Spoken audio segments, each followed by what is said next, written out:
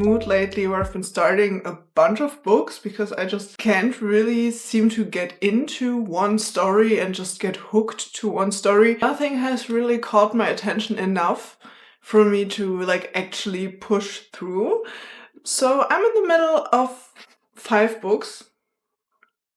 1 audiobook as well. That is kind of insane to me because I'm usually the type of person who only reads 1 book at a time. I am currently reading The Whispering Dark. I am on page 54 in this one, but for some reason I just can't get into it. Every time I pick up this book, I'm just reading it and I'm not really getting in the flow of reading. It doesn't feel at any point that I'm forgetting that I'm reading. I'm always thinking about, okay, how many pages to go and so on. That's not really a good sign. I really hope that at some point this book picks up a bit more because I thought this would be the perfect spooky read because it is the end of October. We're getting closer to Halloween, so I'm really in the mood actually to kind of read a creepy, scary book, but this just wasn't it so far. And then there's also Cleopatra and Frankenstein, which I've started yesterday.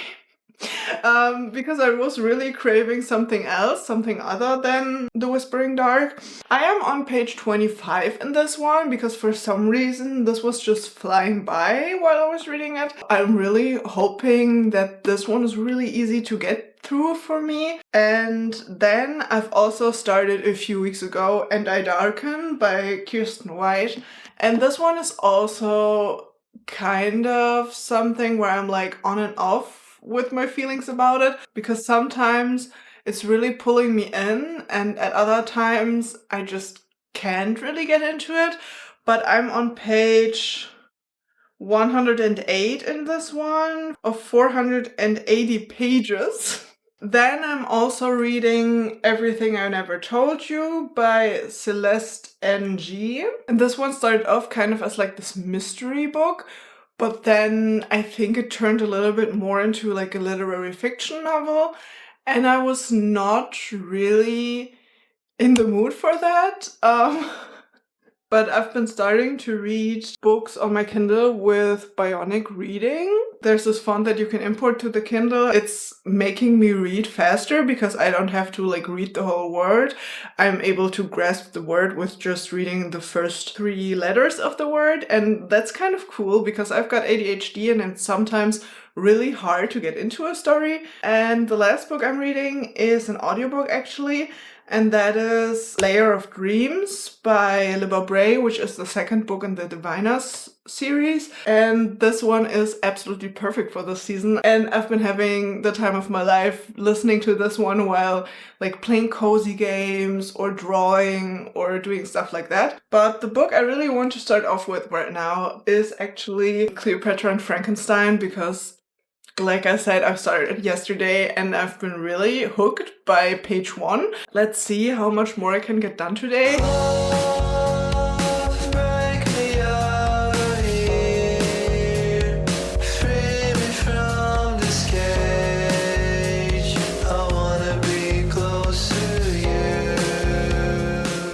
So I'm now on page 92 and I'm really enjoying it. I'm really just flying through it so far. But what I've noticed in literary fiction books, and most literary fiction books, not all of them, that some just don't really have a storyline at the beginning. It just feels like a view into different lives of these characters that are all kind of connected and are all friends with each other or just know each other or are family or whatever. And I'm really enjoying that aspect because that kind of makes it really unpredictable, and it also feels very real because of that, because real life doesn't really have this storyline. Of course, our life in the end is a storyline, which is why literary fiction books at the end always make sense and have a storyline, but at the beginning you're not really able to see the storyline yet, and that's what I'm really enjoying. And also this book is really direct and unfiltered and talks a lot about spice and a lot about drugs as well. So it's definitely more of an adult book. It's really refreshing because I've read a lot of YA recently, So this is kind of fun. So I'm gonna take a little break from reading now and eat some dinner and watch the last Twilight movie with my boyfriend because we're almost done watching all of the Twilight movies together. He was really against watching Twilight with me at the beginning. Like, he was like, that's so cringe. And I definitely see where he's coming from, but also those movies are such a vibe. The last time I watched the last Twilight movie, like Breaking Dawn Part 2, I think, was at the movies back when it was released. So I actually don't remember the end.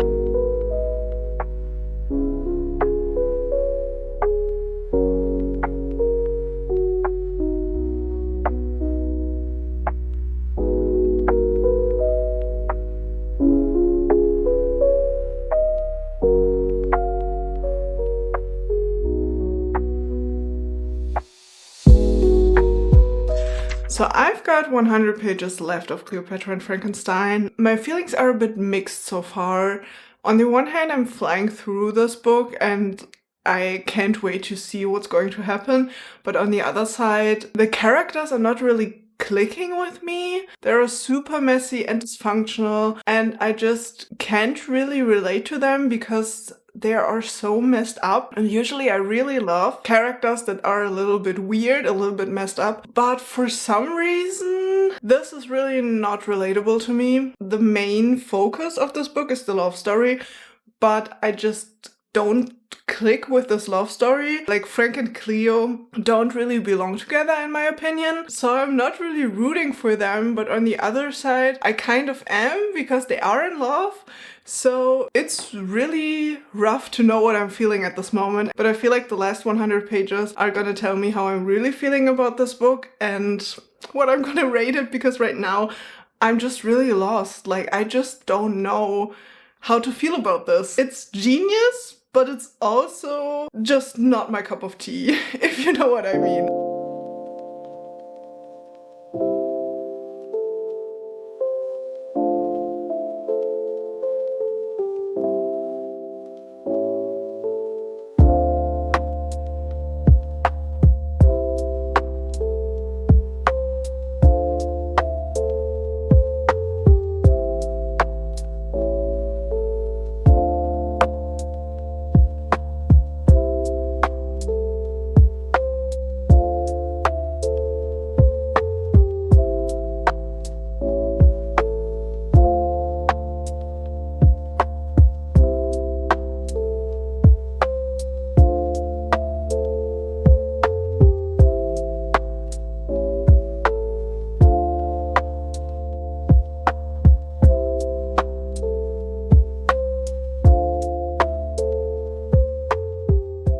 The ending of this book made me so emotional. I didn't expect it at all, and I didn't expect that this book would take such a turn for me and that the characters would click at some point. But in the end, we got these little puzzle pieces that made everything click, and the story was resolved in a way that I really appreciated. Like, it all just made sense in the end. I'm actually so surprised that 100 pages before the end I was gonna say I'm gonna give this book around 3 stars, and right now I'm more like, should I give it 4 stars? Should I give it 4.5 stars? So I'm gonna put my final rating on the screen somewhere. If you're up for some adult topics and like really want to go deep, see into these different lives of people living in New York, going through a lot of struggles, trying to figure out life, I highly recommend this book, if that is something that sounds like your cup of tea. Well,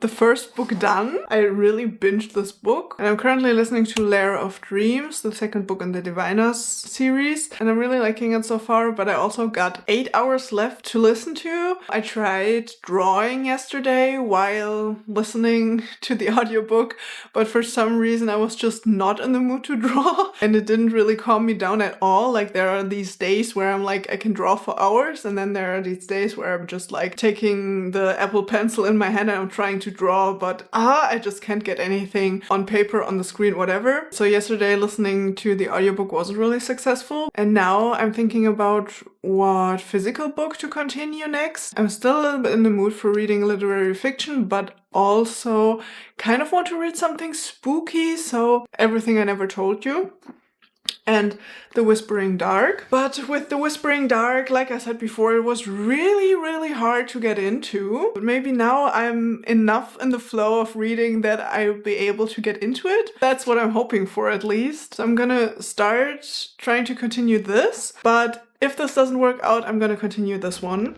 I've read about 10 more pages of The Whispering Dark, but the writing style is just too weird for me to get into. The author uses so many very intricate words that I wouldn't even understand if I read them in German. So I just continued with Everything I Never Told You by Celeste Ng and tried to get back into that one.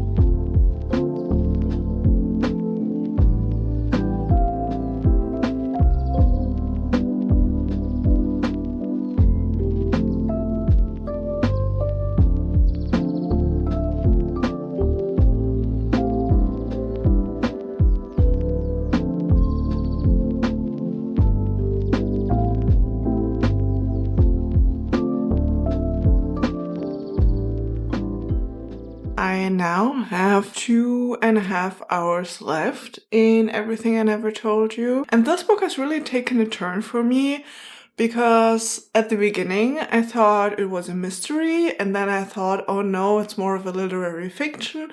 But it's actually a mix of both. A mystery kind of book that feels more like a literary fiction because we're getting to know this family. We know that one of the daughters, Lydia, dies at some point, and then we slowly get to know the history of this family and all of their backgrounds and like how they have been living so far and their relationships. And we're starting way back from when the parents got married to now, and like we're working our way to the present time, and it's really intense and I'm really enjoying that. Like we're always guessing like what did actually happen, and the more gets revealed, the more we're like, okay, this makes sense, but I still don't know what actually happened. So I'm super intrigued and I'm super hooked.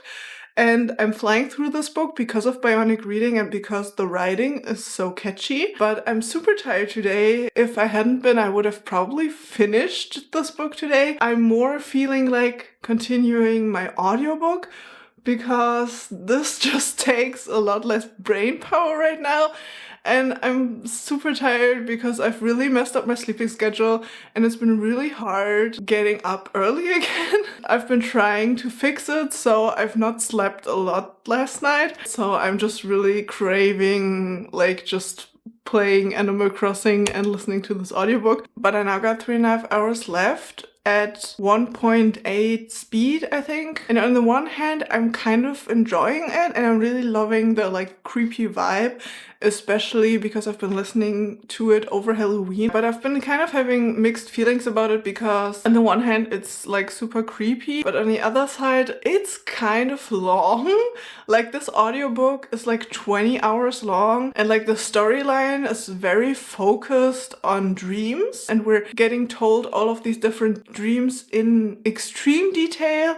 Sometimes it's a bit boring, like I'm not gonna lie. Like I love this story and I love the Diviner series so far, but This one is a bit long in my opinion, and the dreams could be a little bit shorter. So I'm pretty excited to be done with this one and then to be able to read the third one next year, hopefully. So I thought I would listen to Layer of Dreams and play a bit of Animal Crossing on my Steam Deck because I've been playing Animal Crossing New Leaf for the first time. My first Animal Crossing that I've ever played was Animal Crossing Wild World. Then I've played Animal Crossing City Folk when I was a child. And then for some reason I kind of lost touch of the series, and then I re-entered into the hype when Animal Crossing New Horizons was announced. And since then I've been like, Animal Crossing is like my favorite game franchise ever. Also The Sims kind of, but it's been kind of going downhill lately, so Animal Crossing is definitely number one. So I've been really excited to play New Leaf on my Steam Deck because I've got an emulator on here. So I'm just really excited to get further into this one and get my town a bit more pretty and all of that.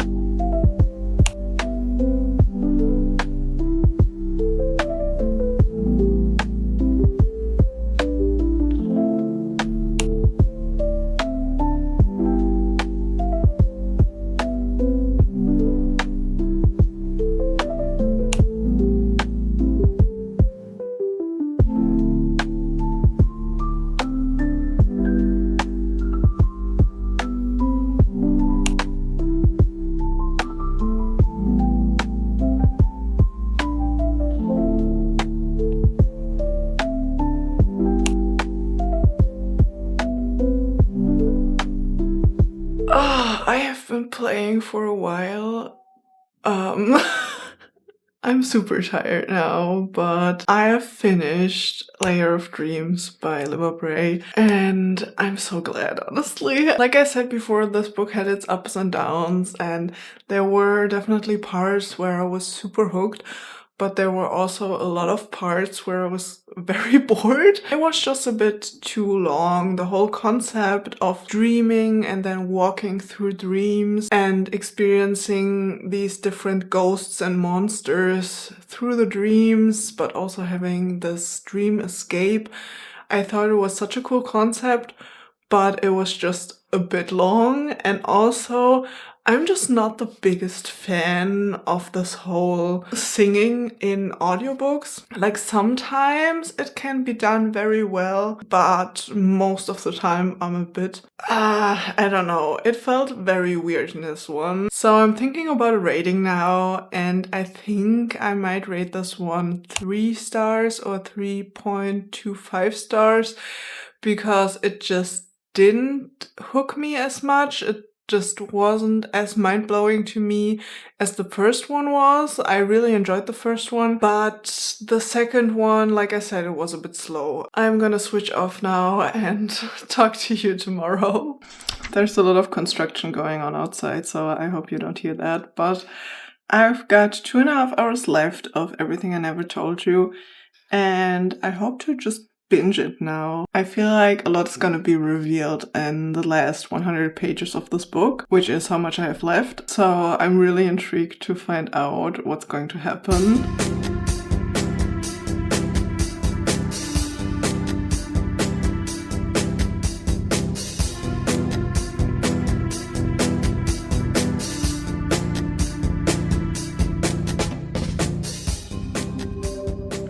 So unfortunately I wasn't able to finish Everything I Never Told You last night because I came down with an insane migraine, so I had to stop reading. I have just finished it, and the emotions in this book were so raw. Getting to know this family, I really feel like I know them. And like the more I got to know this family, I felt really connected to them, even though there are a lot of parts that I hate about them, but that makes them feel even more real. I am so incredibly glad that I finished this book and that I didn't DNF it. It was just incredible. Like, it was absolutely fantastic. The emotional value that I got out of this book, the new perspectives, and how I'm feeling like after finishing it that I'm seeing everything so clearly now. I absolutely love that. Like, that is my favorite feeling to feel after finishing a book, to feel like you can really feel the world around you. I just feel so in touch with this world, with my emotions right now. If you like literary fiction and a mystery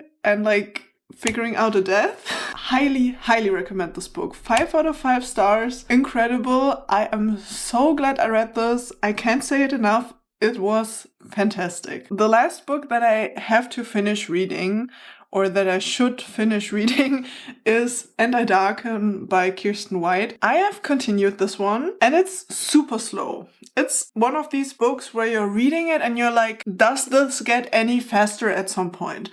So I went onto Goodreads and looked at the reviews because I thought, okay, maybe they're gonna tell me if it's gonna get any faster or if it's gonna be worth reading in the end. And I saw a lot of people saying that it's not historically accurate, even though it pretends to be a historical fantasy fiction book, whatever. And a lot of people from Romania or with Romanian roots felt very offended by this book. So I'm like, I'm not gonna continue reading this. Like, this is not something I want to support, and I'm probably gonna sell this book as well as the other one I have of this because I bought it in like a sale and I bought the two of them at once. It's another day where reading a white author's take on another culture just went completely wrong and is not something I would usually like to support. But, you know, I thought maybe she did her research and maybe this is done pretty well, but it wasn't. So, and with that, I have finished every single book I was currently reading when starting this video. This feels very exciting to me because I can now pick whatever I want to read next. And also, if you want to see like a separate video of me trying out bionic reading some more and like trying to see how fast I can read with bionic reading, let me know in the comments because I would really like to do this. I feel like this would be like a fun video concept, but I don't know if you're like actually interested in that. And with that, I would say thank you so much for watching and I'll see you in the next one. Bye!